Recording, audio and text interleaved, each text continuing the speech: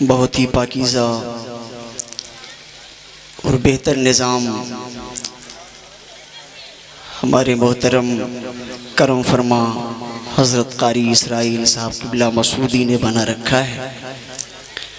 آپ تمامی حضرات اس نظام کو ایسے ہی بنائے رکھیں۔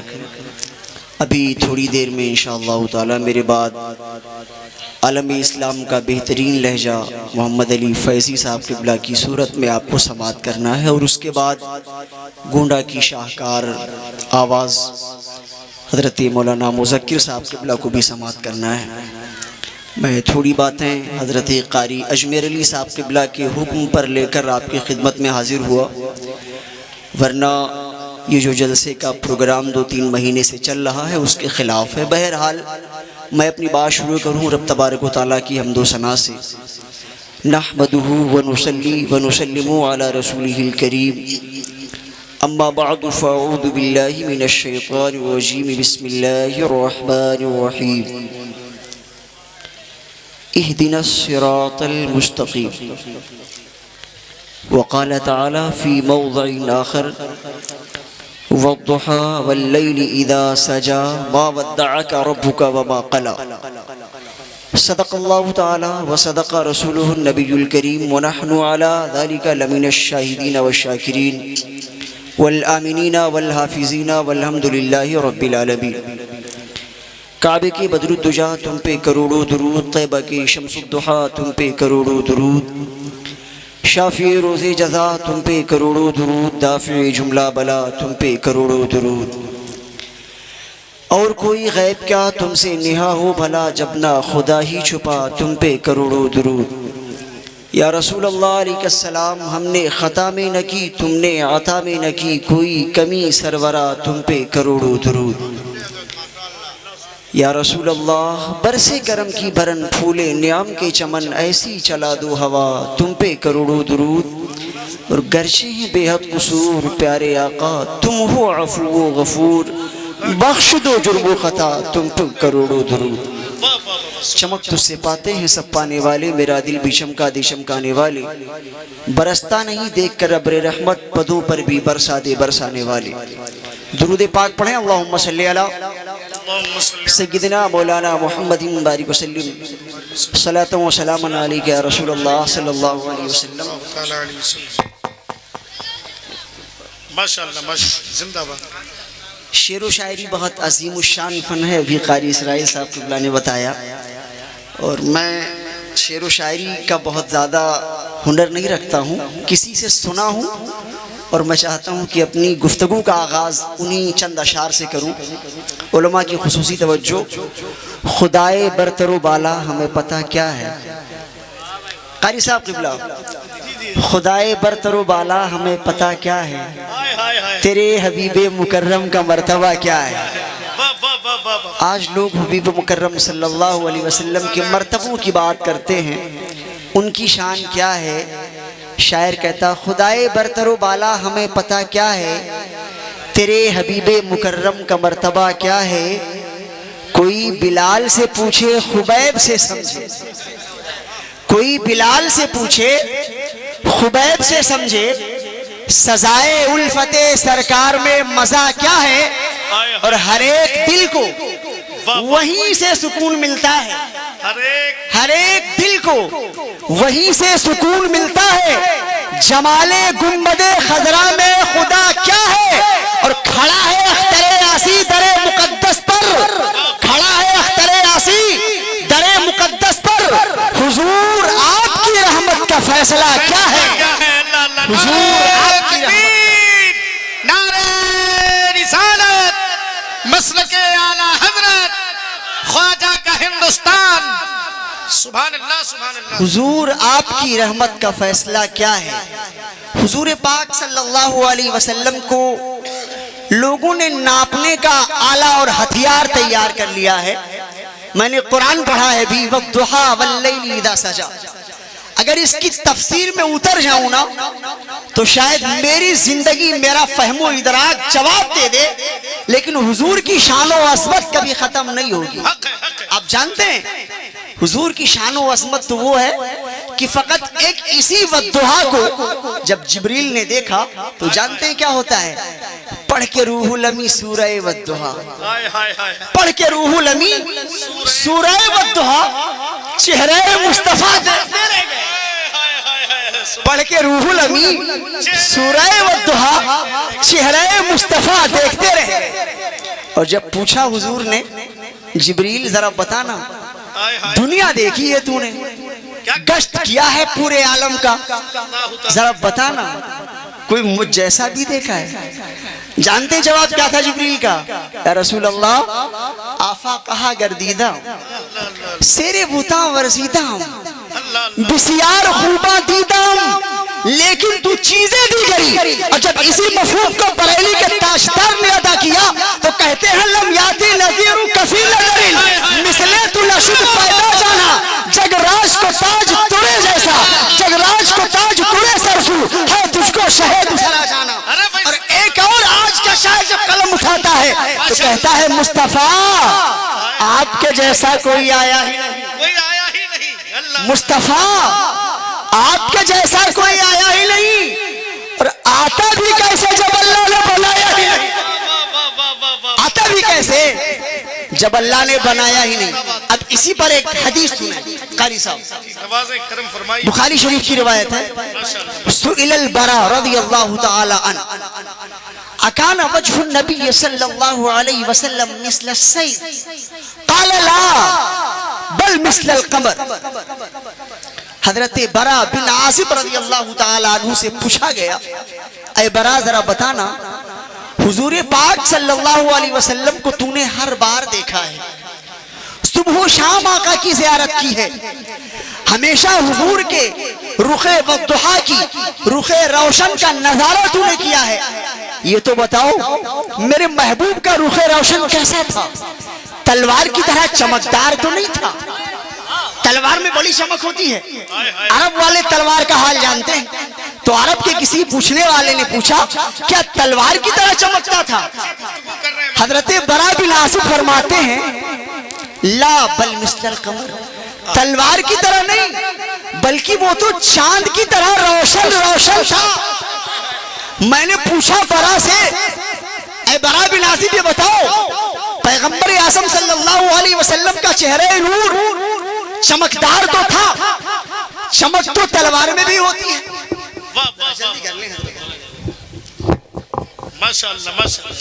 چمک تو تلوار میں بھی ہوتی ہے، لیکن اے صحابی رسول برا ابن عازب رضی اللہ تعالیٰ عنہ آپ یہ تو بتاؤ رسول پاک صلی اللہ علیہ وسلم کی چہرے کی چمک کو جب آپ نے تشبیہ دیا، جب آپ نے اس کو سمجھانا چاہا کہ حضور پاک کے چہرے میں بڑی چمک دمک ہے، بڑی تابناکی ہے، بڑی روشنی ہے، بڑی ضیاباری ہے، بڑی کرنیں ہیں، تو آپ نے اس کو تلوار کی چمک سے تشبیہ نہ دیا، تلوار کی چمک سے تشبیہ نہ دے کر آپ نے اس کو چاند کی چمک سے کیوں تشبیہ دیا؟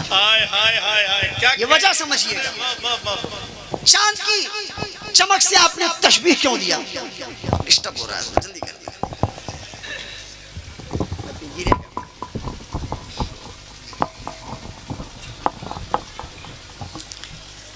اس پہ ذرا سا کوئی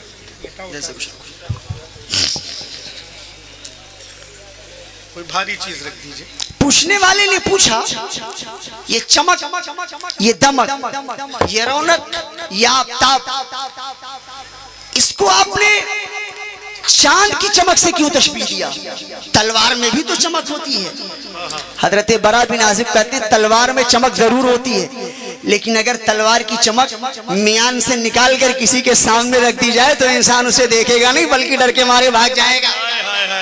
اور میرے مصطفیٰ کا چہرہ وہ ہے کہ اگر اس چہرے پر کسی انسان کی نظر دور سے پڑ جائے تو وہ قریب سے دیکھنے کی تمنا کرتا ہے، اور اگر کوئی قریب سے ایک بار دیکھ لے تو وہ بار بار دیکھنے کی تمنا کرتا ہے۔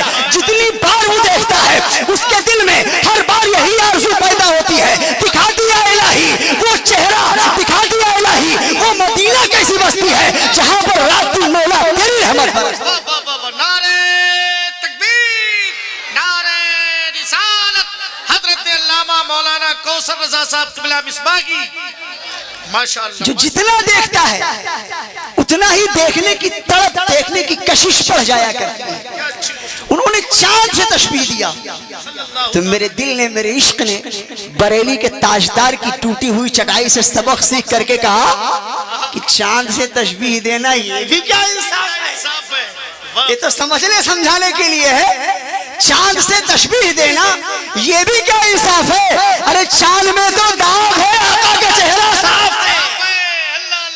چاند میں تو داغ ہے، آقا کا چہرہ صاف ہے۔ وہ بڑے حسین پیکر والے ہیں، بڑے جمیل پیکر والے ہیں۔ آج لوگ حضور پاک صلی اللہ علیہ وسلم کی شان و عظمت کو ناپنے کی بیجا کوشش کر رہے ہیں۔ انہیں خبر نہیں ہے رسول اللہ صلی اللہ علیہ وسلم کے اگر معجزات و کمالات کو چھوڑ دیا جائے، ان کے صرف رخ روشن کی ضیاباریوں کی بات کی جائے تو ایک دو نہیں سینکڑوں لاکھوں شاخ ایسے ہیں جنہوں نے فقط حضور پاک کا چہرہ دیکھ کر کے اسلام قبول کیا۔ سیف اللہ، سیف من سیوف اللہ، حضرت خالد بن ولید رضی اللہ تعالیٰ عنہ، آپ ان کے ایمان لانے کا واقعہ ذرا سنا۔ ایمان لانے کی ان کی تفصیل یہ ہے، بڑی مختصر میں عرض کروں۔ جب حضرت خالد بن ولید سے ان کے دوست نے کہا تھا محمد ابن عبداللہ سے نہ ملنا، اگر ملو گے تو بہک جاؤ گے، ملنا مت ان سے۔ خالد بن ولید نے کہا جانے دو یار، بہادر آدمی ہو، مجھے ملنے کی کیا ضرورت ہے۔ ایک دفعہ گزر رہے تھے راستے میں، چہرے پر نقاب لگا ہوا تھا ان کا وہی دوست جسے غالباً سعد بن وقاص کہا جاتا ہے، وہ بھی ادھر سے گھوڑے سے آ رہے تھے، یہ بھی گھوڑے سے جا رہے تھے۔ راستے میں دونوں کی ملاقات ہوئی، دونوں نے اپنی تلواریں میان سے باہر کر لی، ایسا لگتا تھا لڑائی ہو جائے گی، مگر جب چہرہ کھولا دونوں نے ایک دوسرے کو دیکھ کر حیرت سے تکتے رہ گئے۔ پوچھا کہاں؟ اتنے سنسان جنگل میں، اتنے خطرناک علاقے میں کہاں جا رہے ہو؟ خالد بن ولید نے کہا پہلے تو بتا کہاں جا رہا؟ کہتے ہیں میں تو جا رہا ہوں آج وہ چہرہ دیکھنے کے لیے جسے دیکھنے سے مجھے بار بار روکا گیا تھا۔ خالد کہتے ہیں یار دل میں ارادہ میرا بھی وہی ہے، میں بھی وہی کرنے جا رہا ہوں۔ اب دونوں ساتھ ساتھ چلنے لگے، کوئی بات نہیں، کوئی گفتگو نہیں، کوئی تقریر نہیں، کوئی واز نہیں، کوئی نصیحت نہیں۔ پہنچے ہیں، آقا تشریف فرما ہے، ایسے تشریف فرما ہے کہ حضور بیٹھے ہیں، آپ کے آس پاس صحابہ کرام کی ایک چھوٹی سی جماعت ہے، بالکل لگ رہا ہے چاند ستاروں کی جھرمٹ میں نمایاں ہو، چاند بالکل نکلا ہوا نظر آ رہا تھا۔ برا بن عازب دیکھ رہے، وہ حضرت سیدنا خالد بن ولید دیکھ رہے ہیں، نبی پاک صلی اللہ علیہ وسلم کے چہرے پاک کو تکتے جا رہے ہیں۔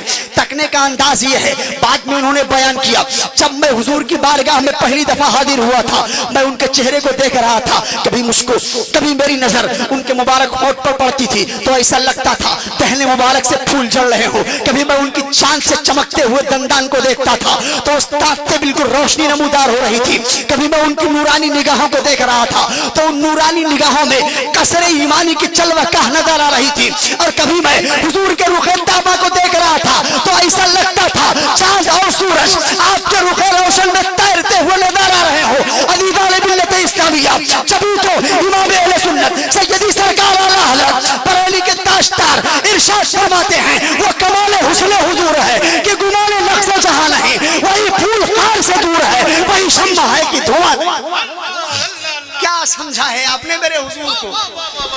کیا سمجھا ہے آپ نے میرے حضور کو؟ آقا کی شان تو یہ ہے کہ فقط ان کا چہرہ اگر دیکھا جائے تو ہزاروں بیتاب دلوں کی دھڑکن کا نام رخ مصطفیٰ ہے۔ ایک دو نہیں، کئی مقامات پر قرآن پاک میں رسول پاک صلی اللہ علیہ وسلم کے رخ روشن کا ذکر آیا ہے۔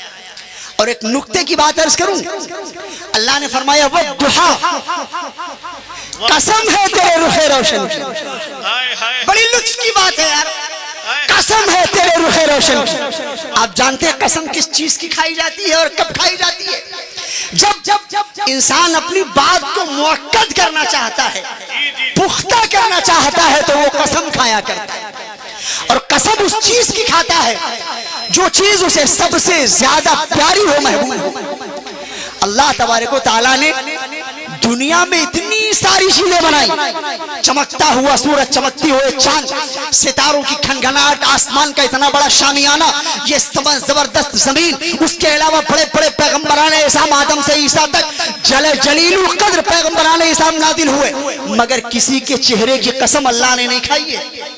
اگر قسم کھائی گئی ہے تو فقط رخ مصطفیٰ کی قسم کھائی گئی ہے، یہ سمجھنے اور سمجھانے کے لیے۔ اے دنیا والو، میرا محبوب وہ ہے کہ دنیا میں سب سے افضل و اعلیٰ محبوب ہے، میرا محبوب وہ ہے کہ اس محبوب کو میں نے پیدا تو سب سے آخر میں ضرور بھیجا ہے دنیا میں، مگر اس کو میں نے سب سے پہلے بنایا ہے۔ وہ ایسا عظیم الشان پیغمبر ہے، میں نے اس کو دنیا کی ساری چیزوں سے بڑھ کر کے چاہا ہے، اس لیے میں اس کے رخ روشن کی قسم کھا کر دنیا والوں کو یہ بتا دینا چاہتا ہوں، اعلیٰ حضرت امام اہل سنت کے زبانی سب سے اعلیٰ و اولیٰ ہمارا نبی، سب سے بالا و اولیٰ ہمارا نبی، جس کے تلووں کا دھوم ہے آب حیات ہے، وہ چالے مسیحا ہمارا نبی۔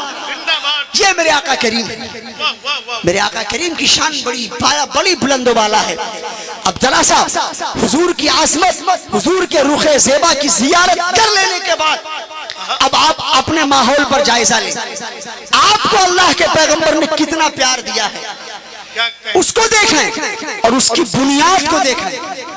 ایک دفعہ صحابہ کرام کا مجمع لگا ہوا تھا، صحابہ کرام کے مجمع میں پیغمبر اعظم صلی اللہ تعالی علیہ وسلم ارشاد فرماتے ہیں، ایُّ الخلق اعجب الیکم ایمانا، قالوا الملائکہ، فقال النبی صلی اللہ علیہ وسلم وما لهم لا يؤمنون وهم عند ربهم، فقالوا فالنبیون، فقال وما لهم لا يؤمنون والوحی ينزل علیہم، فقال نحن، فقال النبي صلى الله تعالى عليه وسلم وما لهم لا تؤمنون وأنا بين أظهركم إن عاجب الخلق إلي إيمانا لقوم يكونون بعدي وهم عندهم صحفا ويؤمنون به۔ بیہقی کی روایت ہے، اللہ کے پیغمبر صلی اللہ علیہ وسلم ارشاد فرماتے کہ صحابہ کرام کے مجمع میں فرمایا ہے، میرے صحابہ ذرا بتاؤ سب سے زیادہ حیرت انگیز ایمان کس کا ہے، سب سے زیادہ تعجب میں ڈالنے والا ایمان کس کا ہے؟ صحابہ عرض کرتے حضور ملائکہ کا ایمان ہوگا۔ اللہ کے پیغمبر فرماتے ہیں ملائکہ کا ایمان کیوں؟ ملائکہ تو ہمیشہ اللہ کے جلووں کا نظارہ کرتے، وہ تو ہمیشہ جلوے ربانی میں ہوتا ضرور ہوتے، اگر وہ اللہ پر ایمان نہ لائے تو کون لائے گا؟ پھر حضرت سیدنا صحابہ کرام عرض کرتے حضور پھر تو انبیاء کرام کا ایمان مضبوط ہوگا، انبیاء کرام کا ایمان تعجب خیز ہوگا۔ اللہ کے پیغمبر صلی اللہ علیہ وسلم ارشاد فرماتے انبیاء کرام کا ایمان تعجب خیز کیوں ہے؟ اللہ نے تو ان پر اپنی مقدس کتابیں، ان پر اپنی پاکیزہ وحی نازل فرمائی ہے۔ پھر اس کے بعد صحابہ نے تیسرے نمبر پر اپنا ذکر کیا، پھر تو ہمارا ایمان حیرت انگیز ہوگا۔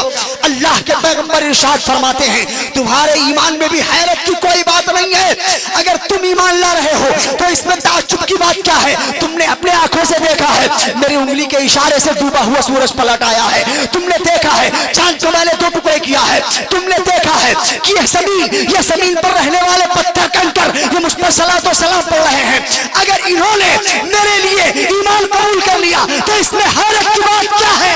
اللہ نعرہ تکبیر، نعرہ رسالت، آمد اولاد رسول حضرت علامہ سید ظفیر الدین صاحب قبلہ قادری، جناب قاری محمد علی فیضی، علماء اہل سنت، محافظین مسلک اعلیٰ حضرت شہزادہ مولائے کائنات، شہزادہ مولائے کائنات، آبروئے سنیت، نعرہ تکبیر، نعرہ رسالت۔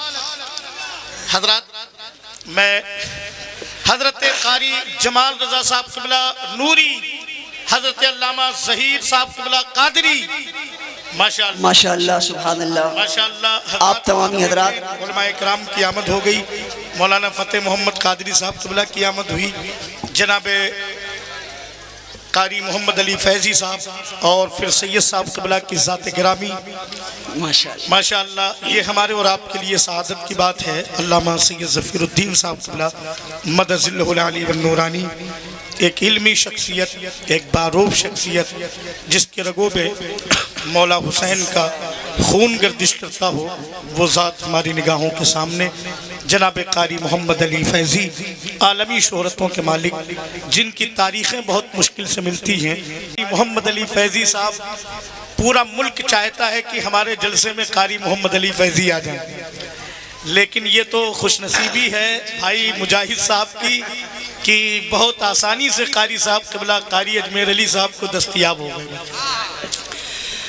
بہت خوب بزم سج گئی ہے ماشاءاللہ۔ آپ تمامی حضرات بیٹھ جائیں، ادب اور احترام کے ساتھ ممبر شریف کی رونق بن رہے ہیں آل رسول حضرت علامہ سید ظفیر احمد صاحب قبلہ مدہ ذلہ العالی والنورانی، اور دائیں طرف عالمی شہرت یافتہ شاعر نعت خواں حضرت قاری محمد علی فیضی صاحب قبلہ مدہ ذلہ العالی، اور حضور سید صاحب قبلہ کے بغل ہی میں خلیفہ حضور گلزار ملت والد محترم حضرت قاری جمال احمد صاحب قبلہ نوری، بانی و سربراہ اعلیٰ جامعہ اہل سنت برکات غازی راجہ پور بنگا، اور وہیں حضرت علامہ ظہیر احمد صاحب قبلہ مدہ ذلہ العالی والنورانی وائس پرنسپل جامعہ اہل سنت برکات غازی تشریف فرما ہے، اور جملہ علماء کرام تشریف فرما ہے۔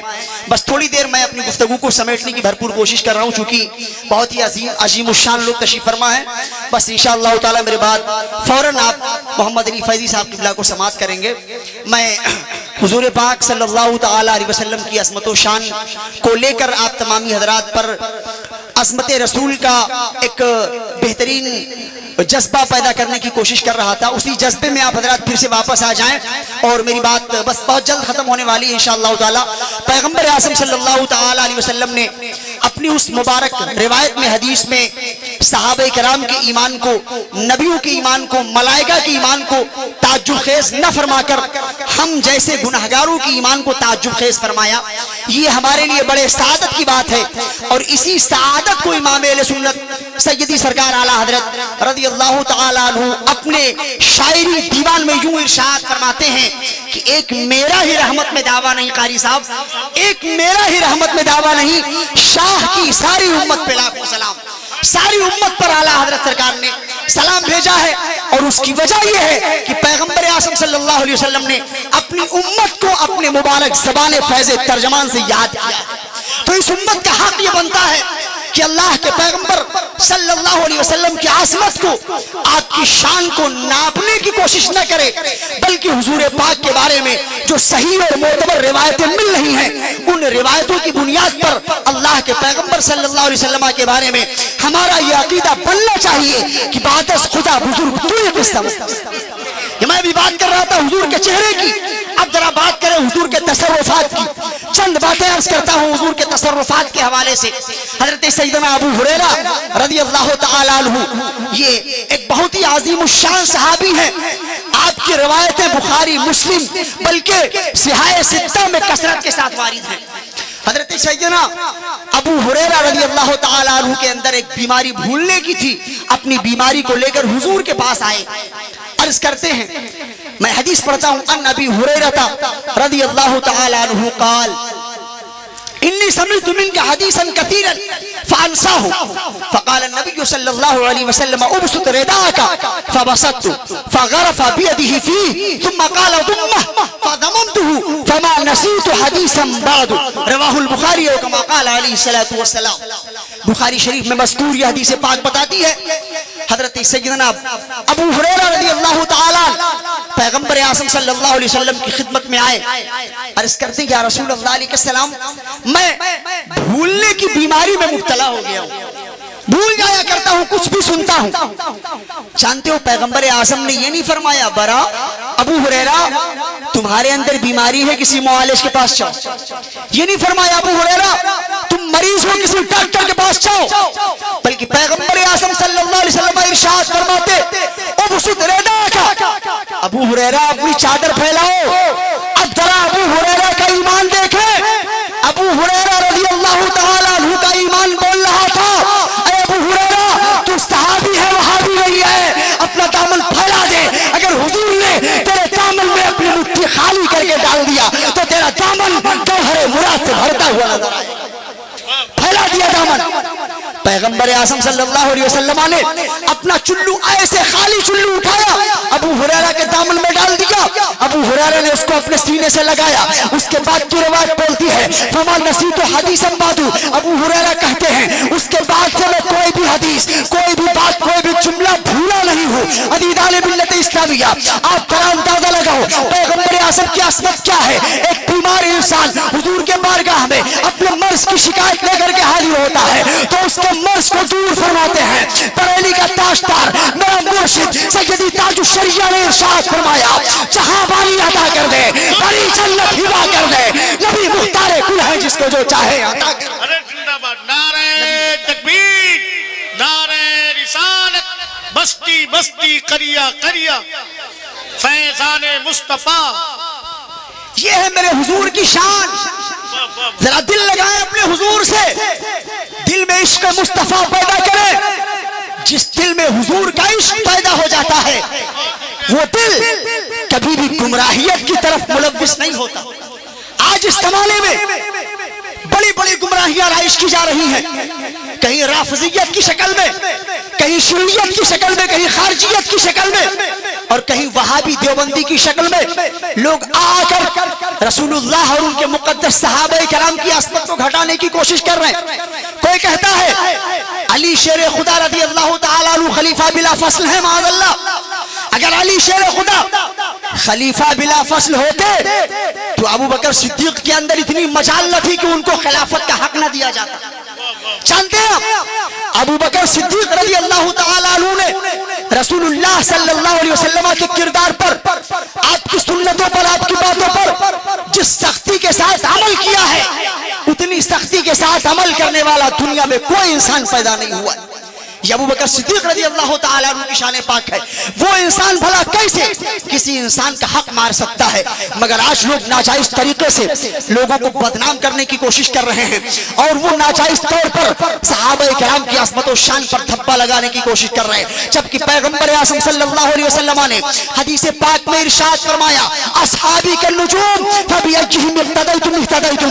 میرے صحابہ ستاروں کی مانند ہیں, تم ان میں سے جس کی بھی پیروی کرو گے کامیاب ہو جاؤ گے.